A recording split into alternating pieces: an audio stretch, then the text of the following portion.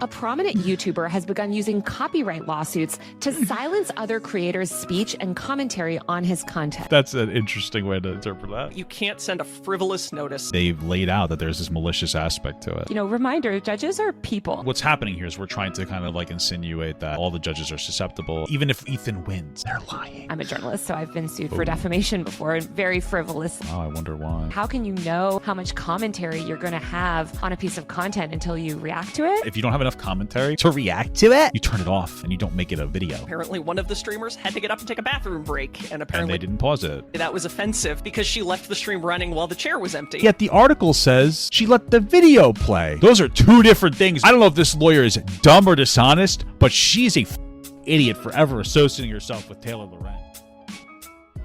All right, guys, let's ride into this next one. Taylor Lorenz made a video, obviously, about Ethan. This is the thumbnail. How copyright laws kill free speech, which fundamentally is stupid. Copyright, it's fine that copyright laws exist. It's okay to copyright works, okay? So, I mean, I don't know where she's coming from. It's just going to be like a Hassan ride because she loves Hassan Parker. But maybe she'll make a great point, and we're going to get absolutely owned. Let's go. Any kind of legal mechanism that allows somebody without the intervention of a court to get something off the internet is invariably going to be used for the same thing, which is somebody said something I don't like and I want it gone.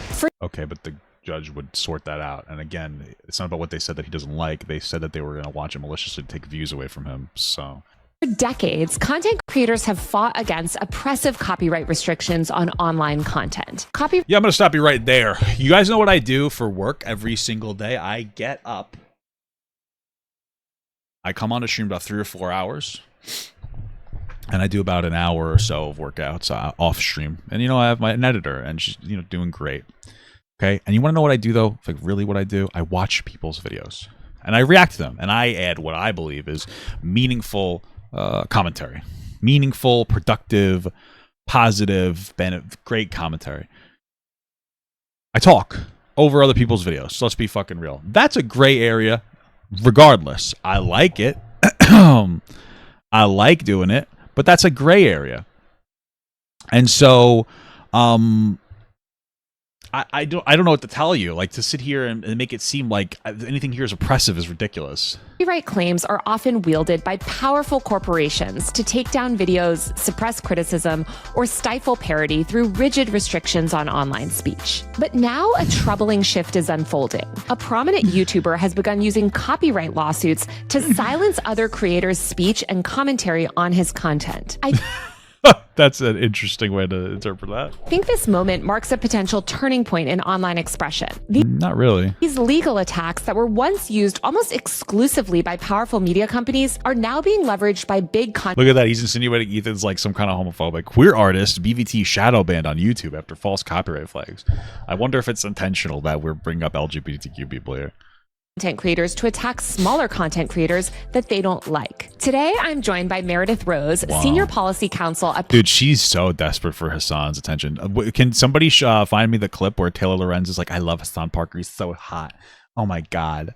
Public Knowledge, a nonprofit promoting freedom of expression and open internet, to talk about how copyright law and discussions of fair use are central to the fights over free speech in the digital age. Meredith, welcome. Thank you for having me. I want to start off by asking you, what does copyright law have to do with free speech? Can you explain how copyright and issues around sort of free speech and free expression online intersect in our legal system? Sure. So, I mean, fundamentally, copyright law, you know, if you put a lot of energy and effort into a creative work, you have the ability to say like, hey, that's my creative work. You shouldn't be able to, you know, maliciously utilize it or even watch the whole thing. Again, that's what we do here, and that's a gray area for copyright.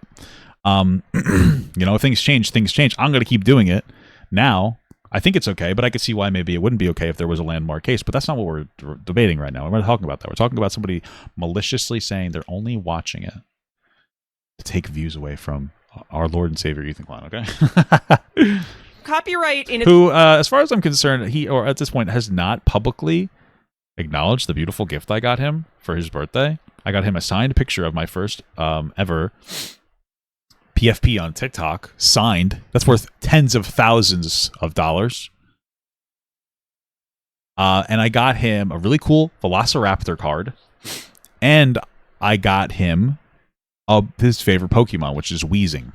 And nothing public about that. You know, he did privately thank me and you know, all that, but why are you hiding our relationship, Ethan? Why are you hiding my beautiful, well-intentioned gift? Oh, well, I don't even really know what Pokemon are. I know, that's why I guessed what your favorite Pokemon was. I guessed it's the one that has breathing problems, okay? That's what my fucking thing was. Its original design is supposed to incentivize people to create new expressive works. This ran into a bit of a problem when the internet really took hold and rights holders were finding their copyrighted work popping up left and right on. We used to have people like Hassan just watching fucking, fucking cooking shows and shit. Different websites. And so as part of this sort of grand bargain that was happening between tech platforms and rights holders at the time, we implemented this system called the Digital Millennium Copyright Act. And people are probably most familiar with this in the context of takedowns. And one of the provisions of the DMCA essentially says that if you as a rights holder find your work somewhere, you can send a notice to the platform and say, that is mine. And whoever has uploaded this does not have the rights to it. And the platform is obligated to take that content down. And so what has actually happened with the DMCA is, though it was designed to allow rights holders to, you know, police the use of their copyrighted content online, what it has ended up being in practice is a way for people to get things that are unflattering or that they don't like removed from the internet. So it's a That can be what it is. That's not what it is in this instance. very, very powerful tool, and it's just very widely abused. Was there concern about abuse when it was enacted? And have there been any major legal challenges trying to kind of deal with this issue? So I don't know that anybody expected the degree and the pervasiveness of abuse that's actually happened. Also because, you know, the law was passed in 1998, and I think folks were still didn't really appreciate just how huge and transformative the internet was going to be. And there have been a lot of debates since then. Unfortunately, the way that lawsuits have gone on under the DMCA has really actually removed more of the protections that were supposed to exist for uploaders. So classic example is the law has a provision which essentially says Classic example is, moving on, that you must consider, if you are a rights holder, before you send that notice, you have to actually make sure that it's not a fair use, that you can't send a frivolous notice just to do exactly the kind of... Yeah, I'm assuming Ethan has done that. He has lawyers. I don't think he would take on something he thought he wouldn't be able to win. And again, they've laid out that there's this malicious aspect to it. Thing that we keep seeing, which is to, you know, take down content that is perfectly legally fine. In practice, what has actually happened is that courts have said, well, you need to think about fair use. And fair use is so complicated, we really can't ever say that your guess was wrong. Is fair use really complicated? And so, functionally, it's kind of a dead letter. And there really aren't any penalties for sending abusive takedown notices, which is why we've got the situation that we have today. What situation is that? Like, which one specifically? What sort of, I guess, like, role does intentionality play? Are they defending Ethan when he did, like, didn't he just lose the lawsuit to Brett Kavanaugh or whatever? Are they defending Brett Kavanaugh, or what is it there? Are they defending Ethan here? Like, what are you saying? With copyright law, you know, if you encourage someone, for instance, like remix your songs and you put it out there and say, remix my song, and then people remix my song and you try to like copy. That's what she's trying to. So what she's doing is she's trying to insinuate that Ethan was like, hey guys, watch my video and react to it. Oh, there you go. See, we did it. Now, the problem is that they maliciously reacted to it. They said we're doing this to take views away from the main video. It's a little bit of an issue when it comes to that, isn't there? We kind of run into a little bit of an issue, huh? And then our interpretation, huh? Copyright claim on them. Like, does that play any sort of role, or is the law pretty to the letter? There's this concept called implied license, which is essentially somebody told me I could do the thing, or they put it out there specifically with the intention of somebody else using it. So, good example is during the peak of the Drake and Kendrick feud last summer, I think it was Metro Boomin put out the BPL Drizzy beat and essentially said, go forth and use this one, and I'll promote the one that I think is the best, which was, for one thing, it was a fantastic time to be online. That was arguably one of the last high points of 2024. But that's an implied license, right? Where he says, go out and do this thing, you know, or if you just release a beat on SoundCloud and presumably other folks are going to go back and add things on top of it. This actually came out weirdly in a case around tattoos. My recollection of it was that an NBA player appeared in an NBA 2K game, complete with tattoos, and the tattoo artist. It's funny because I was thinking for a second, I'm like, do you think Taylor Lorenz knows the specifics of like what's going on here? Like with the case with Ethan? And I'm like, even if she doesn't, she's just a liar anyway, so. Sued and said, that's my design, you can't reproduce it because I have a copyright on the design. And I don't recall if it actually made it into the court fight, but one of the common lines of thought among the copyright nerd set was that when you put a tattoo on someone's body, you're giving them an implied license to display it out in the world. Because cool. True, I guess. You're putting your artwork somewhere visible for the whole world to see. And it was broadcast on, live games all the time. Like, this thing's reproduced all the time. So yeah, there's an implied license when you put art on someone's body. The DMCA stuff, I feel like most creators learn about it through having their content taken down. And it seems like it's been really abused. Sure. Yeah, because it's so easy to put content up. Creators don't have to have anything anymore to be able to be creators. The reason why I've learned more about copyright a little bit as I do my content is because I didn't have to go to school to do this. If you're a fucking nurse, you're going to learn how to put a needle in somebody's body. If you're a YouTuber, you don't know anything. You're probably a fucking fat idiot that just fucking reacts to shit online. So, yeah, no shit that's how this is going to happen. What are you talking about? Used by these big companies. Like, I don't know, you included a Disney clip or some Warner Brothers material that you were reacting to, and it was sort of immediately removed. No. Yeah, I mean, you can get around that. You can fucking distort the voice. But yeah, sure. Now we're seeing, it seems like content creators themselves sort of enact copyright claims on each other. Have we seen anything like this before? So Disney can do it, but other people can't? I don't understand the implication of the way that you said that.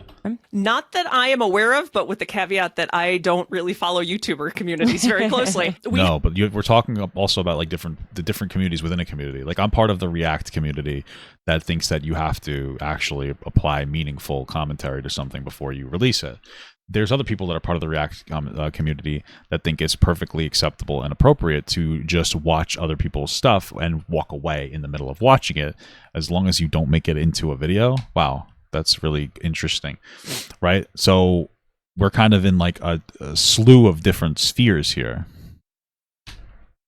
Isn't that crazy? We have seen, obviously, instances of, the sort of joke is that the DMCA is a keep my name out of your mouth cause of action. We have seen it a lot to take down criticism that is very... Some people have done that before, sure. Very various copyright claims. So YouTuber Lindsay Ellis kind of was on the receiving end of this famously when she was actually commenting on a different copyright lawsuit that was a debate about who owned, quote unquote, the concept of the Omegaverse trope in fan fiction. So there was a lawsuit between two creators. One of them claimed that really she had the rights to this Omegaverse trope.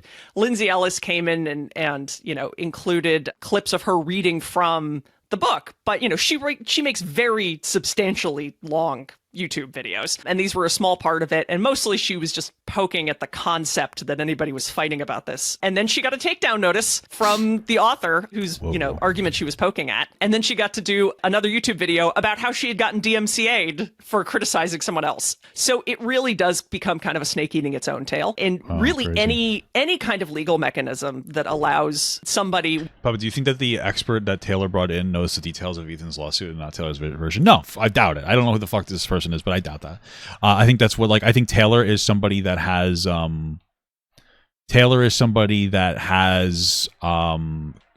some form of we'll say credibility to the outside observer who doesn't really know what's going on. That is, similar to how Hassan does. If you are in the community, you know that they're a lying piece of dog shit. But if you're outside of the community, they maybe seem like a little bit more honest because you don't know the specifics of the details, or you don't know the details, right? And so this is just somebody that's she's a writer. She's done New York Times and whatnot, and so she's probably credible. Let me just talk to them, and we'll speak broadly. And I know a couple of cases, but I don't know about this case. That's what it is. So this person is most likely being used by Taylor Lorenz, and unfortunately, Taylor's putting them in a position where even potentially, and I doubt it would happen, but potentially their own credibility could be kind of tarnished because Taylor is intentionally withholding information about this lawsuit and trying to utilize this woman's credibility in whatever her field is. So without the intervention of a court to get something off the internet is it invariably going to be used for the same thing, which is somebody said something I don't like and I want it gone. Well, that's why I want to kind of dig into that a little bit more, because I feel like a lot of people online, in light of all these YouTuber things, have said this is not about free speech and this is not about free expression. And it seems like most or would-be censors and the thin-skinned copyright law office offers powerful tools. What? Copyright is not a lot, certainly a huge amount of it, right, is about speech and expression. And like you said, you posted something that I don't like, or you posted criticism or I'm sure that happens, but that's not happening this time. So political commentary that I don't like. So can you talk a little bit just about that? Papa got this. This expert should have read the lawsuit and watched the evidence before commenting on this. The lawyer is using her credibility to comment on. Yeah, I mean, sure, true, they should have, but I think it's understandable why they wouldn't have.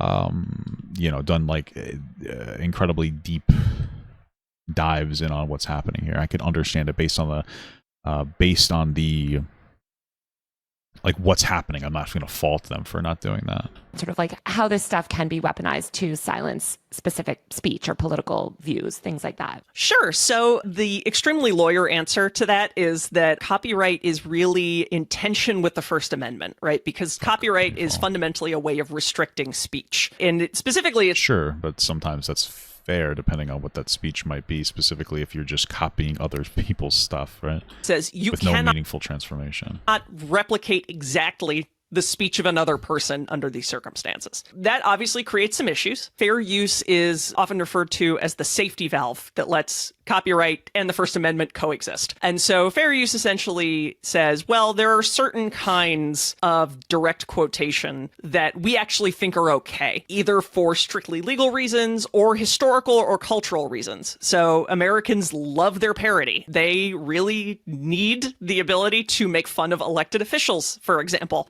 Well, I mean, yeah, that's a good way to, provide your discourses in a funny way. So you tried to take, The Daily Show or sort of our satire news programs away from people, there would be a revolution. And so copyright has to allow for these kinds of criticism, commentary, often news reporting. We'll have to be able to quote people directly. And so that's how we tried to square that circle. Now, in practice, a lot of this comes down to whether a judge does a sniff test on it and thinks, I think this seems valid, or I don't think this seems valid. And a lot of cases, it's, do I think this party's a jerk, or do I think this other party's the jerk? And so you've had some personalities losing copyright cases sort of based on just the force of, the gut feeling that we may not be able to articulate it, but we really don't like what they did here. Yeah, I saw somebody posting yesterday, some YouTuber fan, that was like, reminder, judges are people. Like, these are human beings. Sure, they might have a bias. Sure, okay. Making these judgments, these are not. That doesn't mean that like in every, because what's happening here is we're trying to kind of like insinuate that all the judges are susceptible, and they might like even if Ethan wins, they're lying. That's kind of the insinuation here, just to be clear. It's like AI algorithms that follow the law to the letter. I mean, they do follow the law, but there is judgment involved in being a judge, and I feel like it'll be interesting to see how these cases play out. I feel like the legal system, especially around speech, is often weaponized. She's serious. What the fuck? Where it's really just, I mean, I'm a journalist, so I've been sued for defamation before, and very frivolously. Wow, I wonder why. Where they know that. I don't know. We watched a whole video about her. She seems to be a very dishonest fucking bitch, so. They're going to lose, but the goal is to kind of drain your money, smear you. Yes, that's all Ethan's doing. There's no way that he could have a reasonable, because that's what's going to happen. When Ethan either ultimately wins or those people ultimately concede, the idea here is to just be like, well, they're only conceding because they don't want to be bullied or this or that or whatever, you know what I mean? Like it's all an optics play. They're still playing the optics play here. That is the entire intention, and that's always what it is, obviously. So the New York Times or wherever I was working, Washington Post. So I guess I'm wondering, in some cases, have you ever seen copyright lawsuits be used just to sort of punish someone, where it's like, you're going to have to take the legal resources now to defend yourself, and that in itself is a deterrent to speech? Yeah, for sure. Yeah. Copyright lawsuits are ludicrously expensive. It is a very intricate, set of law. It's deeply arcane, and I say this as someone who spends her 40 hours a week thinking about it. It is masochism. Crazy. But the reality is that things like fair use in particular, the way it's structured, are you only can definitively definitively know if something is a fair use once you get in front of a judge and the judge makes that call. And so we actually see copyright being used for, not just silencing speech, but trying to carry the weight of a lot of things that it was not designed to do. And so we end up dealing with copyright law when we're talking about everything from making books accessible to the blind, all the way down to being able to fix your tractor, all the way to, you said something on YouTube that I don't like. And sure, still doesn't really apply in this instance. So the actual test for things like fair use are wobbly. It's a 4-factor test. The only way to be sure, though, that something is a fair use is if you're following more or less exactly the pattern that has happened in a case that has happened before. A lot of these sort of frivolous DMCA takedowns, because they're frivolous, tend not to make it all. It sounds like she has like a legitimate passion in what she's generally talking about, is that there are, and I guarantee that there are obviously abuses in like the way copyright is enacted, but she's just being used and her passion is being used as well. That's it. She's being used and her passion is being used here. Isn't that fucking disgusting? It's fucking crazy. All the way to court. Defamation still seems to be the weapon of choice in those cases, but it is a really kind of interesting crossover point with things like SLAPP lawsuits, these strategic lawsuits against public participation. They're complicated, they're huge, they're extremely frightening to be on the receiving end of. Damages for copyright infringement, the statutory damages are $150,000 per infringement. So you can stack up very quickly when you run into these things. Yeah, it's terrifying. I mean, I started as a blogger, and I remember this was a conversation even back when I started blogging, because people, you would take certain parts of articles and repost them, and there was always this concern of like, well, is that news organization, am I adding enough commentary that this news organization is not going to come for me somehow? You mentioned the anti-SLAPP. It seems like you're not that interested in it. So far, you haven't really brought up like the crux of the issue. I honestly doubt that she's ever going to bring up like Ethan's specific argument. So these people are dishonest. Like they won't bring in the context on purpose because they're like afraid of you knowing what the context of the situation is.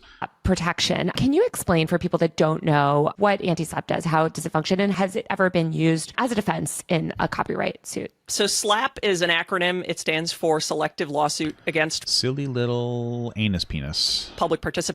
2 penises. It says P twice. And the idea is this is the sort of fancy legal term for nuisance lawsuits that are designed to get people to shut up. And so we see these a lot with defamation lawsuits in particular. There are things called anti-SLAPP statutes. They usually exist from state to state. So some states have them and some do not. Some of them are stronger than others. But the sort of essence of an anti-SLAPP law is that it allows for an earlier off-ramp, where if you are commenting on something that is sort of a matter of public interest, and this is speaking very generally because, again, every state has their own, or some states have their own, that if really this is a lawsuit that is just designed to shut you up, then there's an early off-ramp so that you don't have to go through motions and discovery and all the added expense of having to go through. Well, I imagine they would hope that they don't have to go through discoveries like denims and all that, because they delete, specifically denims, I believe, from my understanding, from what I remember, deleted VODs. So you'll be fucked in discovery on that one, These lawsuits. Texas has actually one of the strongest anti-SLAPP provisions in the country, which is, I feel like, kind of surprising to a lot of folks. It was definitely a surprise to me. No shade to Texas, but I did not expect that. California's got a pretty strong one as well. I know New York and Virginia have them of sort of mixed success. And there's been kind of talk for years about whether we need a federal anti-SLAPP statute. I know Ron Wyden probably. It sounds like it would be a good thing. And was trying to introduce, I think it's in committee in Congress. It's called like the Free Speech Act or something, but it has not made it anywhere. I'm not hopeful with this Congress and this administration, which is a big fan of using lawsuits against critics. Not super hopeful that this would go anywhere this time. Have you ever seen a successful sort of anti-SLAPP claim in terms of copyright law? I have not, actually. Again, they tend to come up more in defamation, but I have not seen anti-SLAPP used in the copyright context. The copyright cases that tend to get litigated for longer and tend to, sort of make their way up to circuit courts tend to be more simple. She won't be fucked for deleting VODs so long as she saved them locally. I wonder if Twitch has the ability to actually. Why is this taking up 2 slots? What the fuck?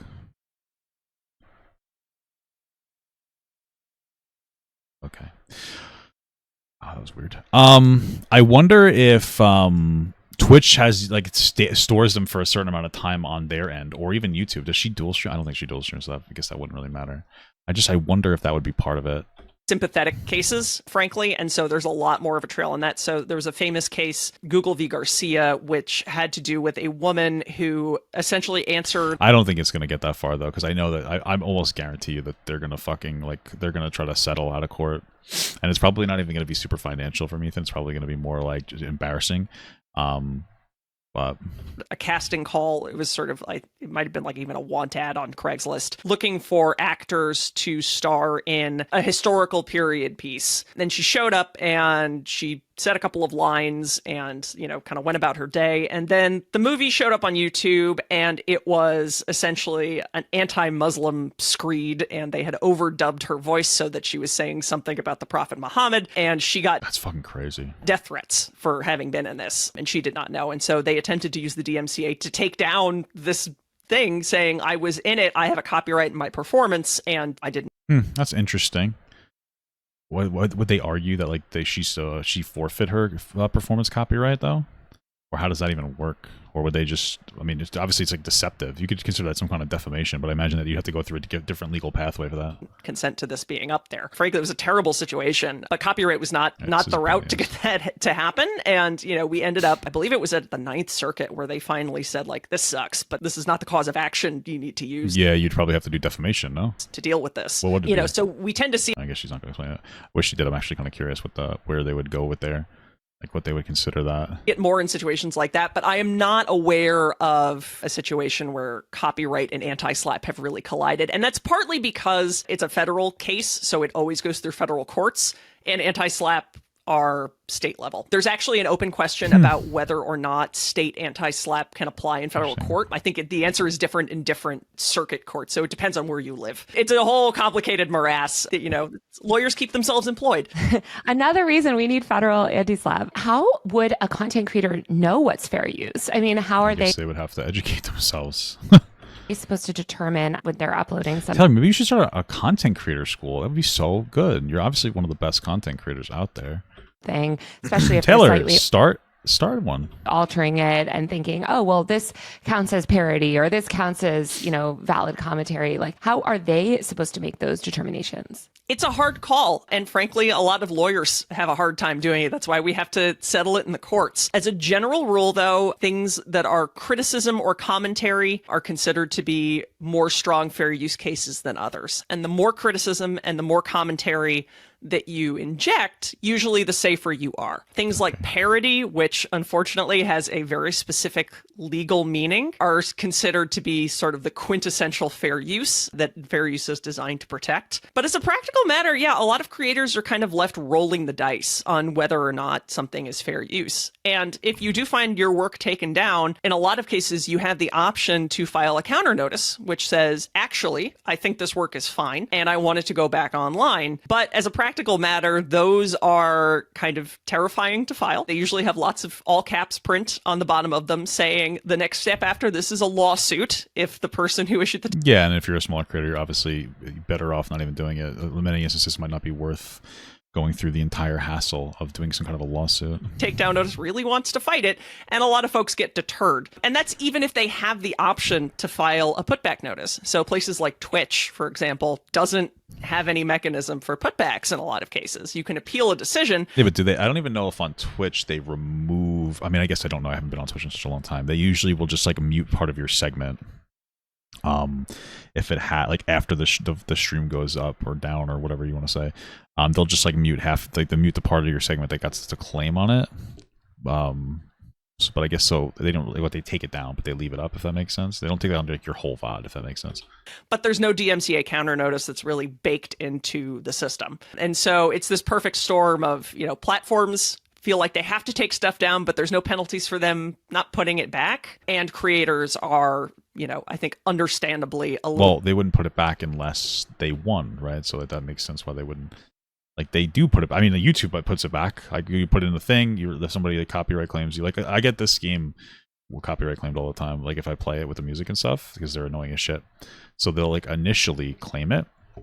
and then I'll put it in the thing, and then they typically remove it because it's about like the music usually, and they'll be because they don't want people streaming the music just for the sake of streaming the music, and so they'll take it down. But then you can put it in the thing, and you can be like, hey, listen, I'm following the protocol that you said at the title screen because they have a protocol in there at the title screen.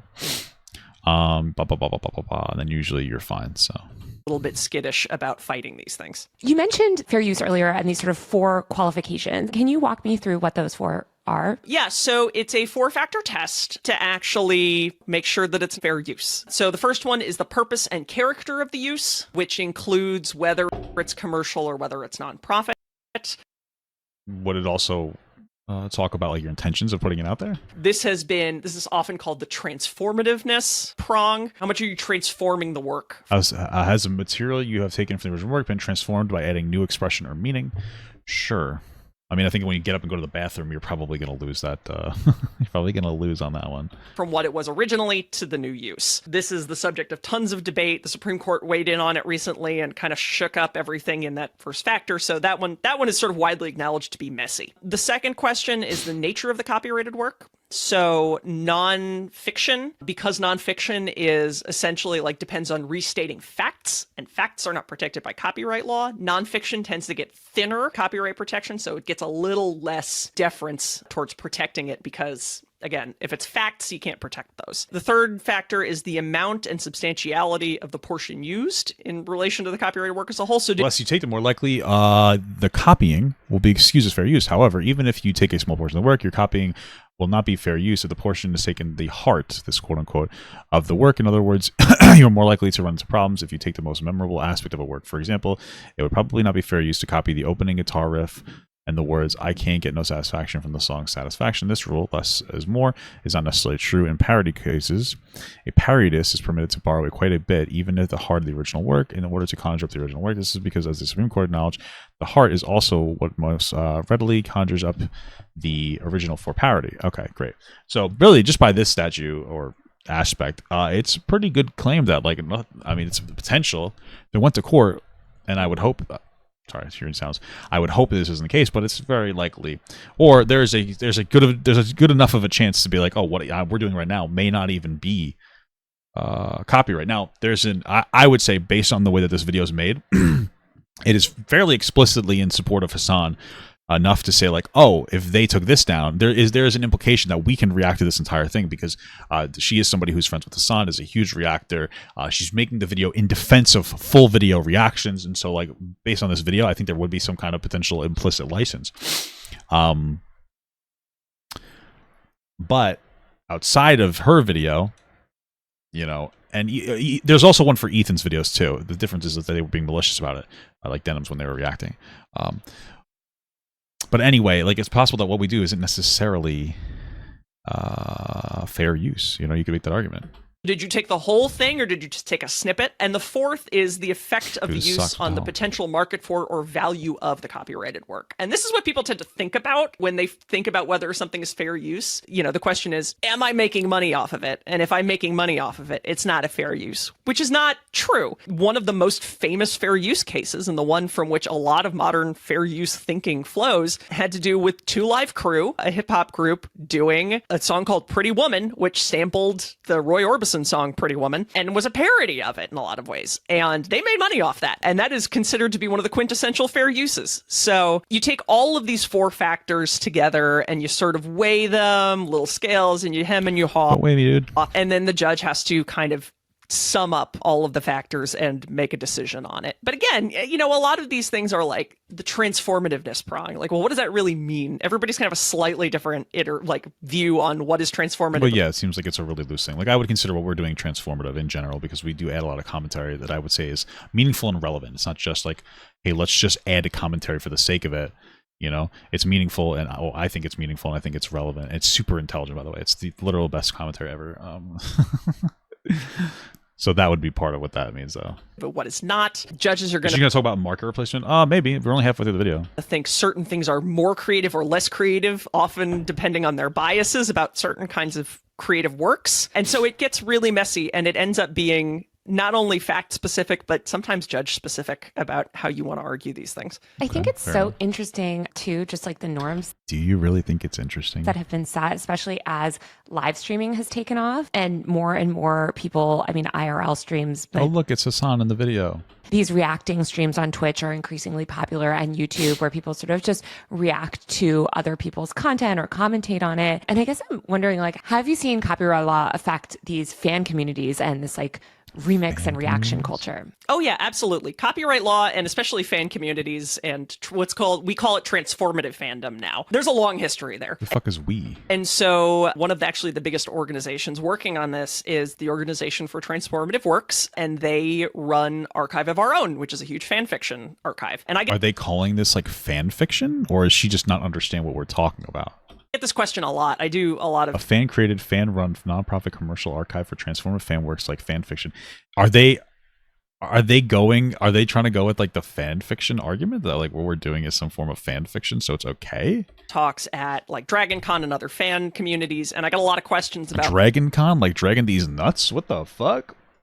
Like, well, is took a piss, but we did not play the video because we're not Hassan Parker. Fic a fair use? What if I make cosplay? What if I sell cosplay accessories? Oh, what if I put my freaking earbuds in backwards, dude. Holy Jesus Christ. What the hell?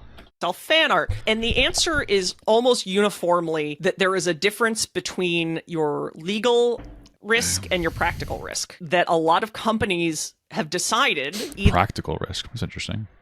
It's only interesting to me because does that mean like the companies may just not even feel like it's worth going after? So that they're going to crack down on use of their products. Even if they don't win, bringing the lawsuit is going to be usually enough to get somebody to stop doing it. Or yeah, that's true. Or that they benefit from having this active fan community and active fan engagement, and that they're just going to let it go. And yeah, like the My Little Ponies. You remember that one thing? That guy came up and he's like, he was talking about all the weird shit that the older fandom made about sex and which is wild. You know, that's why they don't go after that stuff. Because you know what? Those people, those weird fucking 40-year-olds that are jerking off to My Little Pony, they're still adding money to them, you know? And sometimes they draw lines sort of informally around what they are and are not comfortable with. So, you know, not in the US, but in Japan, there was an interesting case where, you know, somebody actually got sent to jail for making a fan comic. It was a Pokemon fan comic, and it was pornographic. So... Okay. Wow, incredible. What was it called? I'm just kidding. Oh, that was the line.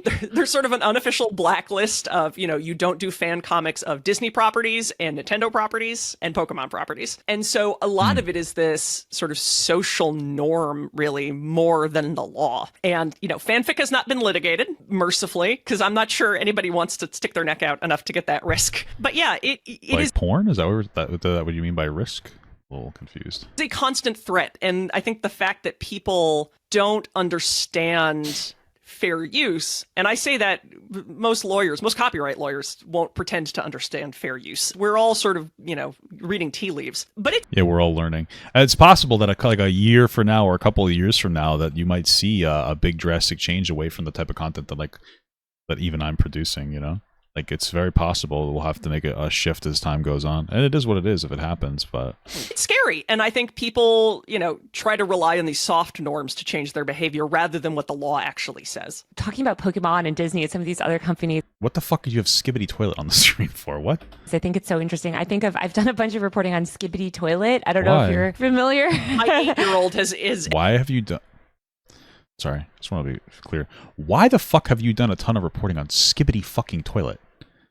What the fuck? Does that sound like I wouldn't be happy about that? I'd be like, kind of embarrassed. I've done a lot of reporting on Skibbity Toilet. I mean, then again, I guess what the fuck else do we really talk about? Do we talk about Skibbity Toilet level content, guys? Do we have like, are we within the Skibbity Toilet sphere?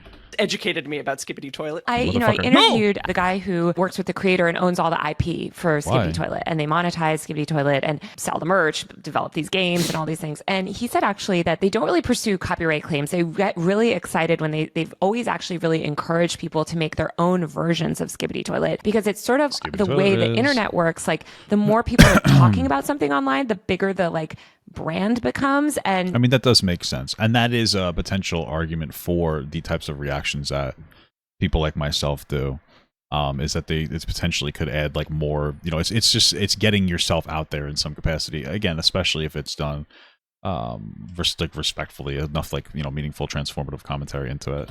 I actually do know one creator who did make Skibbity Toilet porn. I don't know if it's quite What the fuck? Do you think that she had to look at it for her job, though? on their radar yet, so I don't know if that's been litigated, but I think overwhelmingly he was saying it was actually kids It's fucking crazy that there's Rule 34 Skibbity Toilet. That's fucking crazy. that were fans of Skibbity Toilet and wanted to make their own stuff. So I think it's kind of interesting, these different perceptions. I would say Skibbity Toilet, I mean, it's being made into a Michael Bay movie now. It's about to be, you know, it's like This is like real? Dude, we're fucking on the greatest timeline, am I right? Michael Bay Skibbity Toilet movie is insane. of this modern IP versus, you know, maybe the old Disney way of like cracking down and trying to control things. Yeah, and so much of it is really just dependent on the creators and the context in which they kind of came into creating. So They certainly are coming in. Because it's Skibbity Toilet porn. And that's the joke, is cum. So it's very interesting to watch. You know, I deal a lot with the music industry, which has like very specific ideas about what needs to be licensed. And those very specific ideas are everything needs to be licensed. You know, and that went through an adjustment period when hip hop and sampling culture came up. And the lawyers won. And now you have to, you know, pay for every sample, even if it's a fair use. Contrast that with video games, where you have companies like Valve, and Valve is sort of famous for really enjoying mods of their games. And sometimes True. W Valve, am I right? hiring the people who make the mods for their games, because the folks I mean, that is smart. You know that they're passionate because they're doing it for free, so... who formed Valve came out of a modding community. And so that's where their priorities are. And then fucking Dota 2 was literally a Warcraft 3 mod, you know? So it's, and League of Legends has the same, I mean, League of Legends was basically a version of fucking Dota, so it all comes out of a mod. So that's modding, I think, is a great, nice way to do like these types of expressions. Sure. and you have a lot of these digital Too native bad I think Blizzard like stopped people from being able to like mod shit. It's fucking crazy. creators who are just really into the fact that there are fan communities. You know, on the other end of the spectrum, there are a lot of print authors who have very well publicized, not great views about fan fiction, which actually in a lot of cases you can trace back to one particular instance where a famous fantasy writer used to actually collaborate with her fans. So Porn? I'm just kidding. she would release essentially a The Keeper's Prince in 1980? That's fucking a very long time ago. zine or like, you know, short story compilations and invite other people to write in the world. You know, I mean, that's kind of fun. That's like I mean, it sounds like she also is able to benefit by monetizing that herself. So that sounds pretty smart to do in general.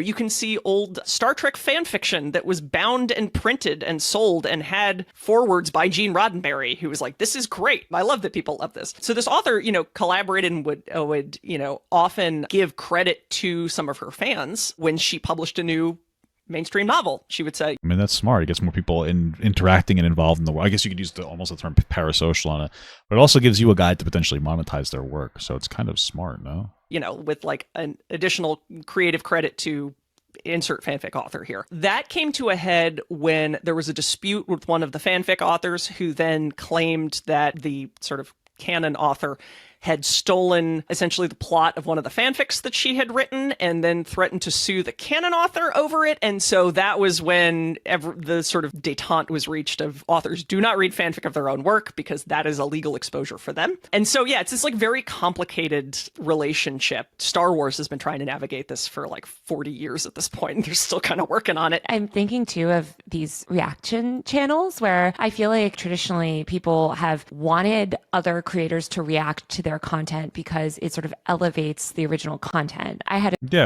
Well, elevates. I guess elevates is the way to word it. It gives me more exposure in general. A video recently. I had a video recently where Hassan watched it, and it was just so good. It made my pussy so fucking wet. I wish he would fuck me, but I think he's too narcissistic to do it. Maybe when I do think that there's a chance that Hassan would fuck Taylor Lorenz. And she desperately wants it. Like, she wants to be objectified by him, which I think works out for him because I don't think he sees anybody else but himself as a person. And I could see it happening because I saw that clip of Stavros making fun of Hassan. It was funny where Hassan can't live in his age. Like, Hassan and me are like the same age-ish. But he constantly keeps trying to dress younger and younger and younger and younger. You know, he's that kind of guy that's at the club where he's got like his fucking shirt open and he's got like very heavy cologne on and he's walking around and, you know, there's a bunch of 20-year-olds there and, you know, he's like fucking 45 years old trying to live like he's 20 again. And I'm not insinuating he's a predator or anything. I'm insinuating that he's incredibly self-conscious, and as age hits him, he's going to want to fucking, he's going to get so distressed that he will fuck Taylor Lorenz, because she'll be the last one that treats him the way he feels like he should be treated, and that is like a complete king. All that. That's what it's going to be. So, unfortunate. But then he's gonna pull out the pin that she put in her back. She's gonna put a bunch of acupuncture pins in her back to keep her looking young again, and then she's gonna like, all of her skin's gonna come loose, and she's gonna be like, oh, "Don't look at me." So it's gonna be, they're gonna make a movie about it. Actually, I think big content creators like essentially just watched on their stream, but it made people interested in my channel and actually really boosted the views. Whoa. And so I feel like there's this culture of like creators being like, please react to my work, like please let me know what you think, please talk about it on your stream or whatever, just to sort of like get the word out there. In this case with this big YouTuber, get the word out, yo, or suing the smaller YouTubers, he actually has, I like how she literally puts Ethan in the fucking thumbnail but like refuses to say the name Ethan Klein. It's just so weird.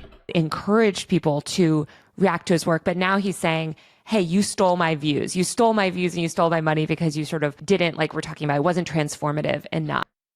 And yeah, so I just don't know if you're... well, I know you're a lying bitch, but yeah, that's not what he's saying. He literally shows where they're saying, we're watching this in place of my work. And then they get up and go to the fucking bathroom. I don't know what... like, she's just lying here. It's so weird. I don't understand why she is such a fucking whore for Hassan that she's willing to destroy her credibility. Well, she doesn't have any, actually. She likes to lie all the time. All right, maybe that's what it is. I just don't understand how people don't respect themselves enough to fucking be honest about things. It's pathetic. And I'm wondering what effects that might have on like commentary culture, just generally, because I feel like how can you know how much commentary you're going to have on a piece of content until you react to it? I mean, how do you know if you have enough commentary on something until you actually react to it? Great point. If you don't have enough commentary to react to it, you turn it off and you don't make it a video. What are you talking about? Again, though, they said that they were watching it explicitly to remove views. Reacting to it? What the fuck is wrong with you? Well, everything I think is wrong with her.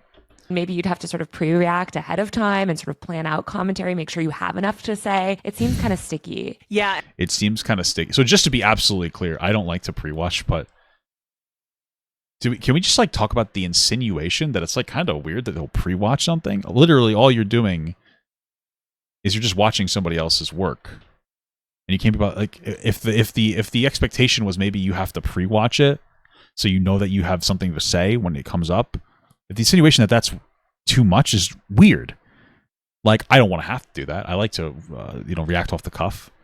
But imagine that was like the standard. It's like, hey, you can do reactions, but you have to know you have to pre-watch it to know if if it's you have enough to say. That's not really that difficult. You got people who take like fucking 25 hours per hour of video that they produce to produce it, and you can't take 2 hours per hour to what I mean? Like, it's just fucking crazy to me. It's like what the insinuation is ridiculous. Wouldn't it be crazy if maybe these people actually pre-watch?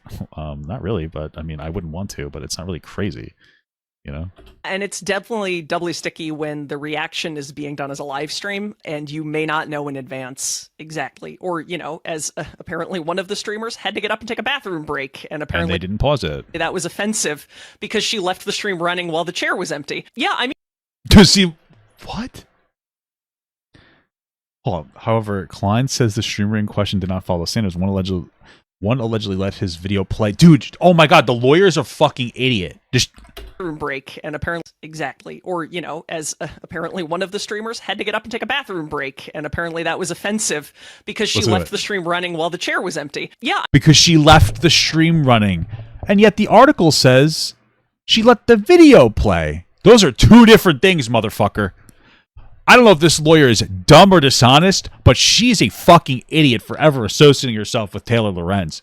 Because you realize that you just said an idiot thing, right? There's a difference between leaving the stream running versus the video running. You fucking moron. She is either incredibly fucking dumb or incredibly fucking dishonest. You stupid idiot. These people are so stupid. Like, why would you want to destroy your credibility over some fucking Peter Pan syndrome, weird internet fucking freak?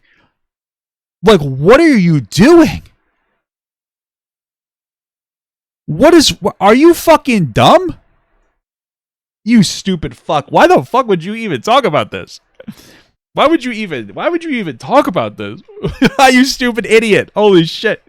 You stupid fuck. These people are so dumb. They're just so fucking stupid. Holy fuck. Again, we're almost done with this video, and they haven't once mentioned the malicious nature. The reason why they're being sued is because they said they're watching it to take views away. I mean, it's hard to know, right? There may not be a lot of there. You know, I always sort of use the example of on one end of reaction videos, you have, and I confess, I really enjoy these as an aging millennial, younger Gen Z reacting to whatever pop hits were, you know, popular when I was in high school, where it's just, you know, a guy in the corner kind of bopping along to whatever. Yeah, I think that those are fucking cringe and dumb. Still enjoy those. And on the other end, you have Dustin Pointer, who's the red flag, green flag guy. I have no idea who that is. Who will take videos of people and their relationship dynamics and race across the field with a giant red or green flag and sort of dunk on people as necessary. It's hard. Yeah, I find that to be fucking stupid too. You know, there's so many low effort reactions going on here, but you know what? At least they're the first ones to go if something happens. You know what I mean? The good thing is, like, let's say that there was something that was like, okay, you know, Papa God, you can't do exactly what you're doing now. I think I still have the ability to be successful in podcast format, potentially even more successful, right? But then if your whole content is just like, oh, I fucking hate this fucking guy on TikTok. What does he do? He sits there and he just inserts himself into the video and just like doesn't even make noises. It's some fucking white guy with glasses. He pisses me off so much. He just plays someone else's video and then like inserts himself into it, and it makes me so fucking angry.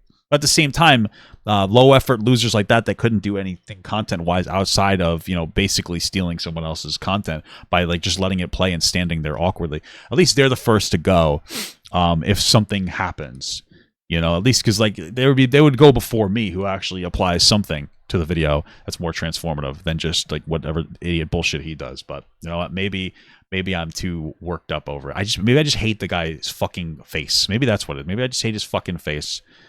Maybe just has a punchable face or something like that. I don't know. To predict exactly how folks are going to react to this, but I think the sort of takeaways from it from a lawyer perspective is more commentary is better. Maybe pre-record it, maybe live reacting isn't it? And also, you know, something maybe to avoid is saying things like, watch my reaction video as the ethical way to not give ad revenue to the original, which does actually start running into copyright law rationale around fair use. You know, oh my God, wait, you got to give her credit for that. She knew that the whole time and you insert that at the end of the video? Record it, maybe from a lawyer perspective is more the sort of takeaways from it from a lawyer perspective is more commentary is better. Maybe pre-record it, maybe live reacting isn't it? And also, you know, something maybe to avoid is saying things like, watch my reaction video as the ethical way to not give ad revenue to the original, which does actually start running into copyright law rationale around fair use. You know, I'm so sorry. You're telling me that you're a fucking like 30-something-year-old lawyer who knows that they maliciously watched it, and you don't bring it up until like the tail end of the video after effectively using a bunch of language that justifies what they did.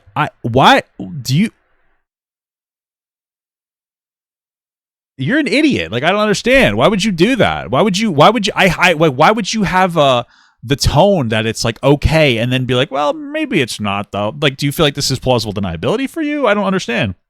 When you've accidentally touched directly on the fourth factor of fair use, you know, maybe you want to avoid doing that. I mean, I think of this actually with cable news, where and it's not like I'm trying to. You don't want to acknowledge that that point that she brought up there, Miss Lorenz. You're not really feeling like, okay, gotcha. Starve CNN. I don't think this lawyer is malicious. I think that she's just a fucking idiot. I think. I don't know. And of revenue, but I don't pay for cable news. And I feel like I increasingly watch it through Twitch streams or live streams. Like when something happens, I turn into these YouTubers that are essentially just streaming CNN or streaming cable news. And I'm interested how news companies will handle that or if they will crack down. I mean, I wonder if they're even allowed to crack down because it's the news. But yeah, sure. In some ways, it's amplifying their coverage and bringing them to a new audience of young people. Yeah, I mean, maybe. I don't know. I feel like there are different mindsets even. I mean, if they can capitalize on alternative methods, like, okay, they do their thing on their show, but then maybe they do like more exclusive podcast on the side, which I see a little bit here and there. then maybe they could potentially do that to shore up some of the revenue that they would lose potentially. I don't know. Spoken to people. They also use more classic commercials, but they don't get like a percentage. So what they would need to do is be like, well, listen, maybe I don't know. Let's just say like 100,000 people watched this, but another 30,000 watched through this other streamer called Assassinate. So like we have more visibility than is being accounted for. So we're going to make sure that we charge based on the 130,000 rate of viewership rather than the 100,000 rate of viewership. I would imagine that would be something that they would bargain for, which would make the most sense. So they might not even see like necessarily an issue with it, with the ad revenue, if they just factor it in when having negotiations with people or with McDonald's or whatever. They would just argue their exposure is actually up because there's more people watching on Twitch, and then they can actually verify and validate that. That would be the smartest way for them to do that. At least in my opinion. People within these cable news organizations of like whether or not this is a good thing and whether they should be happy or crack down on people streaming content. That's got the added complication of it's the news. It is necessarily newsworthy. I mean, we can argue about whether a lot of things that are on the news are actually newsworthy or not, but I don't think they want to be arguing that what they're airing is not worth airing. And again, going back to earlier, copyright law and fair use is just as culturally determined in a lot of cases as it is, in terms of what we prioritize and what judges think should really be allowed. And the ability to respond to newsworthy events is like a big part of that. And so one of the classic fair. Well, newsworthy events is different than watching someone's entire thing. Again, I think it's fine. Like I'm, whatever. I'm just saying that these are obviously different. Newsworthy of an event being newsworthy is different from just watching somebody like the news without commentary. I would say because a lot of times most of the things Hassan does is like he doesn't really add commentary when he's sitting on a stream. He's just kind of jerking off. He'll put commentary on the stuff that's considered more meaningful. Well, there's Hassan. Did you see him for a second? Peter Pan. But use cases had to do with excerpting a political biography to respond to it. Yeah, these are things that are important, and judges are just generally going to be a little more favorable looking on, people sharing their important or not important views about the news of the day, rather than if they're doing a live reaction to, I don't know, the new live action Lilo and Stitch. It's probably going to get a little bit less deference. I worked at a news organization too one time where they were trying to get content creators to react to our articles and content, being like, please talk about us. We are still relevant, which I think is interesting too, because because you're not. I mean, it's newsworthy, but I think they wanted even the evergreen content to just sort of make it out there, because the more people talking about it goes back to it, the more relevant and the more, the more notable the story. In terms of this copyright stuff too, I mean, I wonder if there are any sort of reforms in place to protect speech. You mentioned that a lot of the court decisions have actually sort of eroded protections for speech, but I don't know if there are any efforts that people can get involved with to protect speech. I mean, I just feel like free speech online is being eroded so much. How do you think it's being eroded? Because of the single fucking lawsuit Ethan's going after or implementing, going after people said that they were maliciously reacting to his stuff. I just don't think you believe yourself. I think you're a fucking loser. All over the place these days. Yeah, the attack is more or less. Things are all over the place. If anything, there probably isn't there really isn't even. When it comes to anything online, we tend to lag behind when it comes to. We tend to lag behind when it comes to any type of law or anything. And so if anything, even if there are restrictions being implemented, which there really aren't in any meaningful capacity, that's just because we're finally talking about it and trying to catch up with itself. But okay. Free speech is being eroded, guys. Less constant. And So I will say true, a lot Queen. of it is So that true. most of the industrial players, frankly, are, their incentive, if anything, is to limit the ability of folks to speak freely online. Not necessarily due to maliciousness, but just because they want to cover themselves and their pocketbooks in a lot of cases. And I think some of the threats right now are coming through things like AI legislation, specifically, we're tracking bills. There's this bill called No Fakes, which is an attempt to, essentially create a licensing market for folks to license out their likeness, but it has a takedown and a stay down provision, which is like the DMCA on steroids, in which you can claim that any video is a deep fake of you and it'll disappear, and there's no way to get it put back. Technically, guys, they're deep faking me. There's a thing that says Do you think that Taylor Lorenz has ever been deep faked before? Do you think anybody's Think anybody's interested in that? Are telling you right now, you cannot use this for fake claims that something is a deep fake. But Oh, I'm sure that'll totally stop people. that'll definitely stop a lot of folks. And the only way to vindicate that is for the person whose I'm waiting for Hassan's era where he decides to do that. content got taken down. Like, I'm guaranteeing that Hassan's going to get stuff taken down, like when the leak of him fucking Taylor Lorenz comes out, but she looks like an old, she just looks like shit. In this instance, obviously, she's a very beautiful woman. He's going to be like, no, that's deep fake. Get rid of that. It's not actually me. It's not me. But it's like you can deep fake someone's face, but you can't really deep fake their cheap, shitty clothing. So, I'm sorry, expensive, cheap looking clothing, right? You can't deep fake that. So that's what the problem is going to kind of come into. There's going to be a problem there as well, though. To sue the person who sent the note. It's just, it's a nightmare. But again, it's being written by industry. It's being written by the RIAA and negotiating against the motion picture industry. You know, actual speech concerns aren't at the table in a lot of cases. So, I mean, that's the problem is like a lot of speech stuff is just on the defensive sort of by nature. And so, you know, definitely it's a big ask to ask anybody to follow more news nowadays. But I think keeping an eye on AI related stuff in particular, because why do you guys think H3 snarkers are going to look? Snarkers don't give a shit about me. I'm not interesting enough for fucking snarkers, okay? Oh, they're going to care about this clip. What clip are we talking about? Taylor Lorenz wanting... I'm writing fan fiction, dude. It's literally defended in this video. I'm writing fucking fan fiction of my favorite content creators, okay? Because they give me so many views, guys. I love talking about them. But I never lie, okay? That's being serious, all right? I like to talk about them, but I don't lie like some people who admit that they are just pushing out propaganda, okay? I'm a good guy, to me. That is the new hotness that everybody wants to talk about and everybody's kind of panicked about. And the upshot is that in panic, we sometimes get some really bad ideas through. And, you know, just keeping a critical eye on that is going to be really important. As somebody that's fought so aggressively against a lot of, like, I feel like before AI was social media and they were using social media to crack down on speech. And I've talked about these like laws aimed at like protecting child influencers that are really just will censor local news footage or like things like the kids. What's wrong with trying to... The Kids Online Safety Act will make the internet much worse for me. What? Protecting child influencers that are really just what? Censor local news footage or like... I'm sorry. I mean, maybe I'm just super uneducated, but I feel like laws that are intended to protect child influencers are not a bad thing. And to me, her saying that they are just screams something very wrong. Something really weird to me. I don't know why you'd be against that. Maybe it's because she actually does she was caught talking to underage kids, not sexually, but what it seemed like was that she was trying to get them to answer questions without their parents' consent. She was pretty, you know, so that's great. And I think that maybe that's why she doesn't want children to be protected, because that's like a real thing. That's like a legitimately real thing. We watched another video on that. Things like the Kids Online Safety But that makes perfect sense why she would be against that, just from what I'm seeing.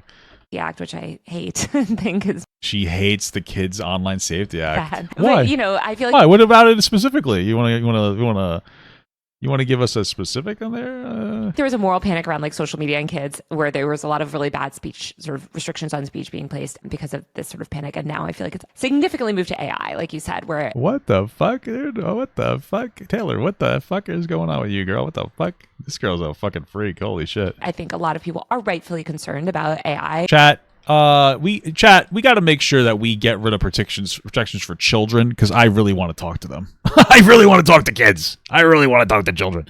Don't take that out of context. Don't take that out of context, guys. Don't do that. Don't take that out of context, okay? All right, what the fuck? In different ways, but it's sort of being used as a pretense to pass stuff. I covered the Take It Down Act recently. Yep. I don't know if you're... Yeah. Oh, yeah. No, Take It I Down. like that Taylor is praising AI for getting rid of people being concerned for the safety of children. That's my favorite part about this one. Call that the Diddy defense. Was an interesting case. And it's, you know, and this is the thing, like, right, there are legitimately absolutely awful things that are happening and things people are using AI for legitimately awful, like stomach churning reasons. The question is, what problem exactly are we trying to solve? And I'm just using AI to watch Miss Incredible bounce that ass. What? Think when something like, you know, you have problems that grotesque that start coming up, people don't stop and try to define the limits of what you can solve all at once. And so, you know, we've seen copyright law sort of dragged out as like, this is going to be the last bastion to stop artists being mass unemployed through. And it's like, whoa, copyright was not designed to carry anything close to that weight. Yeah, we have to do something about that. Again, I think that our best bet is going to be, because like they're parsing the internet for like the art that artists create, so it's actually a pretty big danger to authentic art.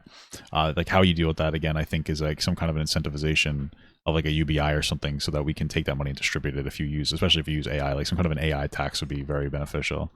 And so Take It Down was actually interesting because it was like a profoundly flawed bill in a lot of ways, but at least it kind of scoped itself in a specific way, saying we are trying to attack this specific problem. For people that don't know, it's about sort of revenge, like deepfake porn, essentially. Whoa. It's non-consensual intimate imagery, I think is one of the terms used to refer to it. NCI. Dude, I don't know why girls are so worried about deepfake porn. Just grow a beard, okay? You can't deepfake somebody with a beard right now, so just grow a beard, okay? What the hell's wrong with you? CII, yeah. But things like no fakes are attempting to address the concerns of, actors who I think are rightly worried that if they have to sign away their likenesses to studios, they're just going to be they're going to be CGI background actors. Yeah, there was like a pretty big concern, which I think is also like a real concern.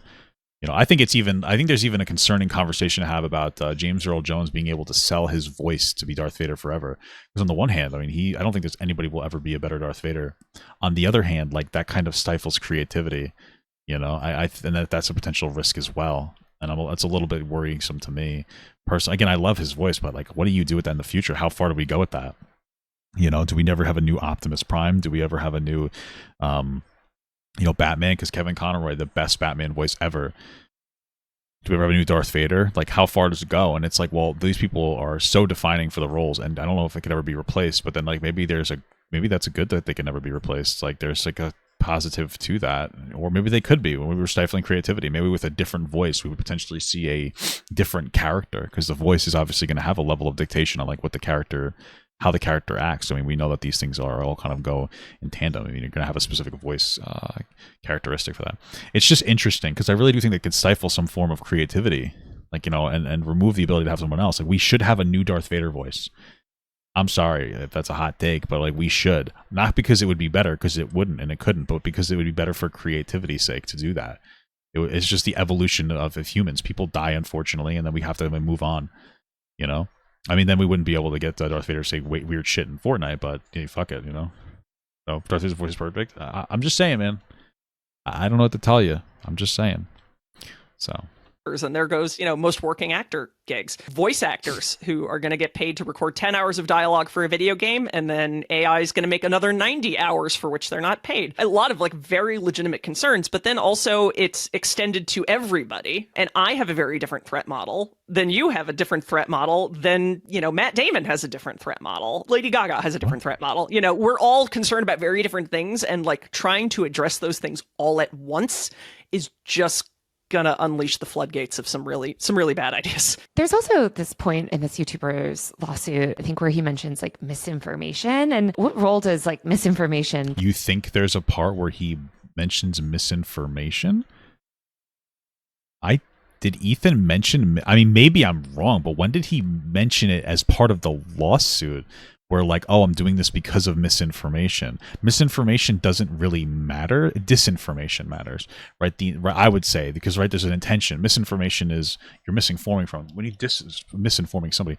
When you disinform somebody, your intention, it's basically intentional misinformation. But am I on edge? I don't remember misinformation being part of this at all. It might be a very small part of it, but the malicious nature is the number one part. Play in copyright law. Yeah, it has nothing to do with copyright law. If anything, fictitious statements. Or maybe he did.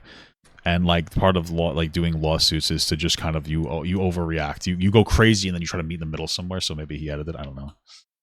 Creative, and those are going to be protected more by copyright law. But it is a weird example of, again, copyright law being asked to carry water that it was not designed to carry. Like, copyright law is not an anti-misinformation statute. It's not designed to counter the spread of libel. It was not designed for that. And so it was an interesting choice. He mentioned Denham's correcting the video with lies in lawsuit. Okay.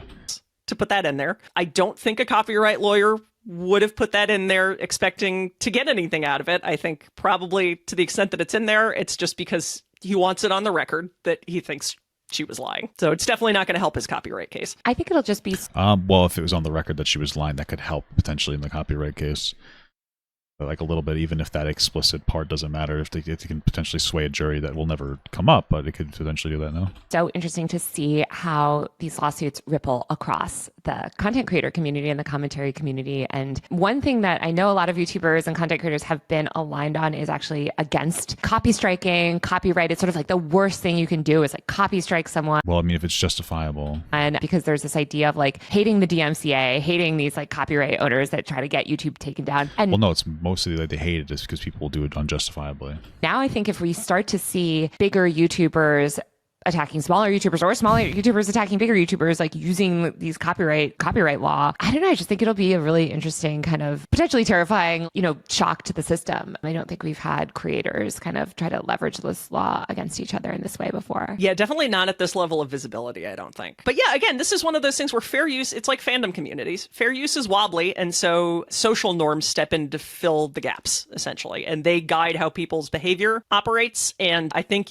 as much as anything, like you mentioned, YouTubers really don't like the DMCA, and it's very frowned upon to copy strike somebody. And so there's a lot of, the law doesn't exist in a vacuum, right? It is informed by how people act, and there's frankly a lot of social pressure that keeps people from bringing suits even when they can. Disney could crack down on everybody selling a Captain America shield at DragonCon, and they don't, because the publicity is better than the money they get out of the lawsuit. You don't Yeah, that's probably true. Yeah, sure. Want to be the bad guy. That does make it. This is actually an interesting argument, because that makes sense. It's like, even if they're losing money on somebody making alternative shields, which is what I'm hearing. I could be mishearing. It's better for the visibility of Disney to allow people to do it. We don't have to go through the risk of doing it ourselves first and foremost, and potentially having the business fail. But then also, it's just promoting our brand to some extent. So it's not really worth it, because it'll make us look worse, and people may not want to cosplay as Avengers. And there's 1,000 other things that people could gravitate their fandom. Their fandom tendencies towards. So that makes sense. And you can kind of apply that to like the stuff here. It's like, oh, you react to me. It's not, cool. That helps me get myself out there. And you don't want to make your fans and your audience mad at you. So we'll see if that holds up this time. I pity the judge that has to learn about, the YouTube drama, Twitch reaction community. In terms of just like speech law and copyright and all this stuff, like how do you think people can best educate themselves on these issues? Where can people learn a little bit more about kind of these topics? I would say definitely follow folks. I mean, obviously, selfishly, I think Public Knowledge does a lot of good stuff on copyright, but the Electronic Frontier Foundation, EFF, blogs and posts quite a bit about copyright law. They have been on this beat from the beginning, and they're very smart, and they do very fast reactions on these things. And they will often do creators know your rights type webinars and outreach and things like that. Meredith, thank you so much for joining me today. Meredith, thank you so much for kind of hurting your credibility with me today. Oh, thanks for having me. All right, that's it for this week's Free Speech Friday. You can watch full episodes of Free Speech Friday on my YouTube channel at Taylor Lorenz. Also, don't forget to... What the fuck is free speech? Okay. Subscribe to my tech and online culture newsletter, usermag.co. That's usermag.co, where I write about all of this stuff and more. I'll be back next week with a brand new episode of Free Speech Friday. See you then. Any kind of... that was a video. Chat, we just watched a video. So that's great.